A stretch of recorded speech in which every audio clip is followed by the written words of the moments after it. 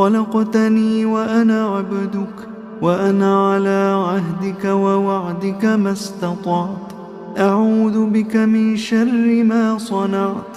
أبوء لك بنعمتك علي وأبوء بذنبي فاغفر لي، فإنه لا يغفر الذنوب إلا أنت.